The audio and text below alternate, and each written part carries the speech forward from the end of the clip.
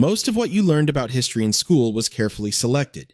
The battles were real, the dates were accurate, and the heroes were celebrated. But the parts that made powerful people look monstrous were quietly left out. The facts that revealed how systems actually worked were removed from the curriculum. The stories that made ordinary people question authority were never taught. This is dark history, not the version written by the winners.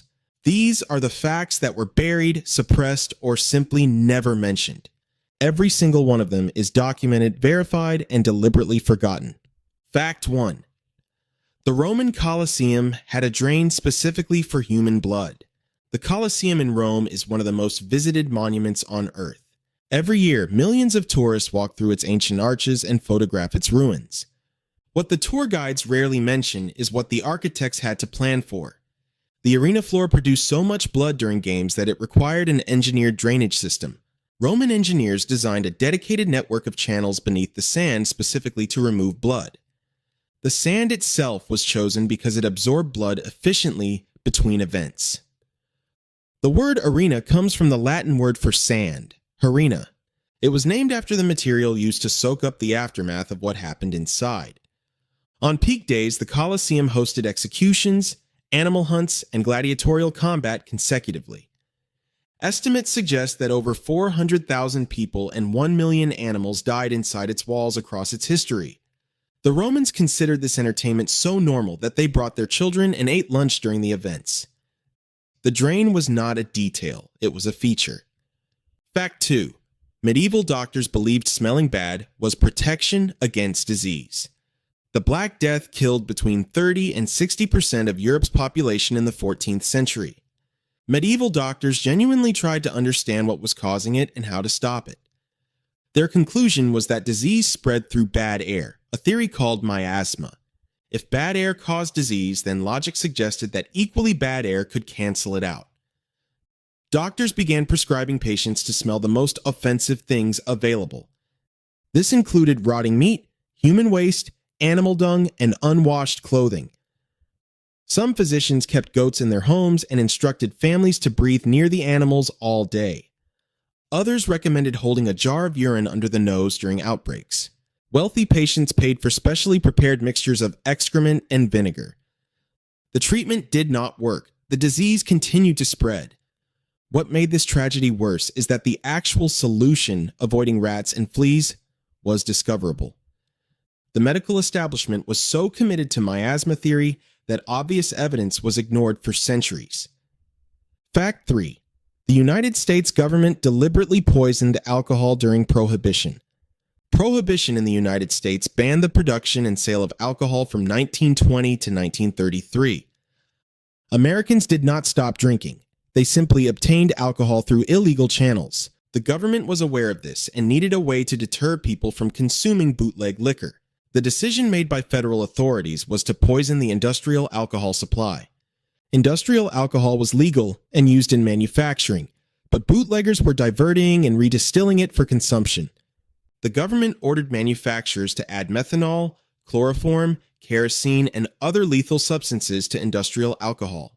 The explicit purpose was to make bootleg liquor dangerous enough that people would stop drinking it.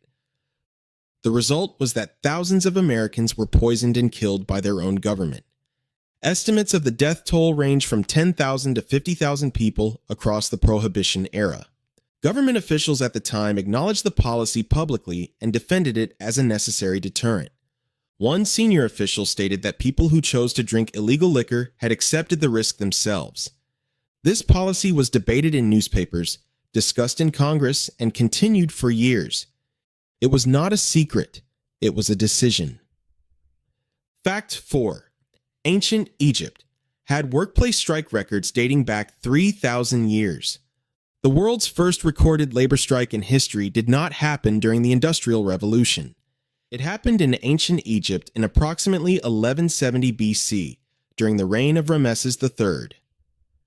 Workers building the royal tombs in the Valley of the Kings stopped working and refused to continue. The reason was that their food rations had not been delivered for weeks. These workers left their job sites, sat outside the mortuary temples, and demanded payment. They chanted that they were hungry, that their families had nothing, and that they would not return until paid. Officials negotiated with them, promised rations, and the workers eventually returned. The records of this event survive on papyrus documents that archaeologists discovered in the 19th century. What makes this remarkable is not just the strike itself, but what it reveals about the workers. These were not slaves, as popular culture has long suggested about Egyptian monument builders. They were skilled paid workers who understood their rights, organized collectively, and successfully negotiated. The pharaoh's most sacred construction projects depended entirely on workers who knew they had leverage. Fact 5. Victorian Britain sold radioactive products as health supplements. When radioactivity was first discovered in the late 19th century, scientists were genuinely excited. Radioactive substances glowed, produced energy, and seemed to interact with living tissue in remarkable ways. Before the dangers were understood, entrepreneurs saw an enormous commercial opportunity. By the early 20th century, radioactive products were being marketed across Britain and America as health treatments. Radioactive water dispensers were installed in wealthy homes and marketed as health-giving mineral water generators. Radium-laced face creams promised to restore youth and vitality to aging skin. Radioactive toothpaste was sold with claims that it would make teeth whiter and gums healthier. Chocolate bars infused with radium were marketed specifically to children as an energy supplement. A product called Radithor, essentially radium dissolved in water, was sold as a cure for stomach complaints. The socialite Eben Byers consumed nearly 1,400 bottles of Radithor over several years. His jaw, skull, and most of his facial bones dissolved as a result. His case became famous and contributed to the eventual regulation of radioactive consumer products. But by that point, millions of people had already purchased and consumed radioactive substances, believing they were beneficial. Fact 6. The British Empire deliberately created famines as administrative policy. The Bengal famine of 1943 killed between 2 and 3 million people in British-controlled India. For decades, it was described as a natural disaster caused by crop failure and wartime disruption. Declassified documents and subsequent research have established a significantly more uncomfortable truth. British wartime policy actively contributed to the famine through a series of deliberate administrative decisions. Food was exported from Bengal to Britain and other territories, even as the famine was in progress. Winston Churchill rejected multiple appeals from Indian officials and British administrators to divert food supplies.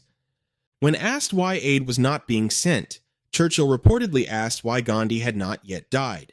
Churchill also suggested that the Indians themselves were responsible for the famine through their own habits. Boats that could have transported food to Bengal were instead used for other wartime purposes. The Indian government had sufficient rice reserves to prevent mass starvation, but was not permitted to distribute them.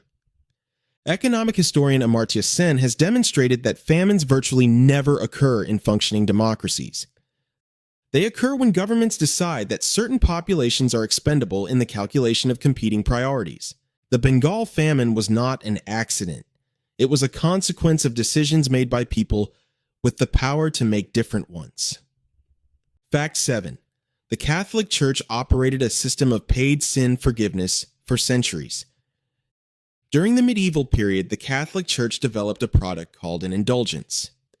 An indulgence was a document that reduced the amount of punishment a person would face after death for their sins.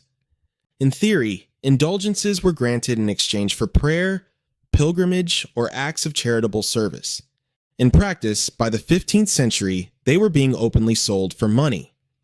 Traveling salesmen known as pardoners moved from town to town selling certificates of sin forgiveness. The price varied depending on the severity of the sin being forgiven. Wealthier buyers could purchase indulgences in advance for sins they had not yet committed. The funds generated were used to finance church construction, political campaigns, and the personal expenses of senior clergy. Pope Leo X used indulgence revenue to fund the construction of St. Peter's Basilica in Rome. Johann Tetzel, one of the most aggressive indulgence salesmen, reportedly used the slogan, "As soon as the coin in the coffer rings, the soul from purgatory springs." This practice directly triggered Martin Luther to write his 95 Theses in 1517. Luther's protest against indulgences began the Protestant Reformation and permanently split Western Christianity. The entire religious landscape of the modern world was shaped in part by the sale of paperwork, promising divine forgiveness. Fact 8. Ancient Rome had a thriving industry built entirely on human urine. In ancient Rome, urine was not a waste product. It was a commodity with genuine commercial value. The primary use was in the textile industry, where urine was used to clean and treat wool and cloth. The ammonium compounds in aged urine acted as a powerful cleaning agent that no other available substance could replicate. Roman laundries, called pholonici, collected urine from public urination vessels placed on street corners. Citizens would stop, use the vessel, and the laundry workers would collect the contents daily. The Emperor Vespasian recognized the commercial value of this trade and decided to tax it. When his son Titus objected to taxing something so undignified, Vespasian reportedly held a coin to his son's nose. He asked whether the money smelled. When Titus admitted it did not, Vespasian made his point. Pecunia non olet, money does not smell, became one of the most quoted phrases in Roman history. Urine was also used in teeth cleaning, leather tanning, and as a treatment for skin conditions. Roman soldiers reportedly used urine to treat wounds in the field when nothing else was available. The urine trade was so significant that disrupting it would have caused measurable economic damage to the city. None of these facts are obscure. They are all documented in historical records, academic papers, and government archives. What they share is that they complicate the version of history that institutions prefer to present. The Colosseum is celebrated as a triumph of architecture. The drain is not on the tour. Prohibition is taught as a failed social experiment. The government poisoning program is rarely mentioned. The Bengal famine is acknowledged. The decisions that caused it are still contested by some historians. The sale of indulgences is mentioned in religious history. The scale of the commercial operation is downplayed. History is not a neutral record of what happened. It is a selection made by people with reasons to include certain things and exclude others. The facts that were buried because they were inconvenient to someone with the power to bury them. What remains after the selection is the version that the powerful were comfortable leaving behind. The version that was not comfortable is what you just heard.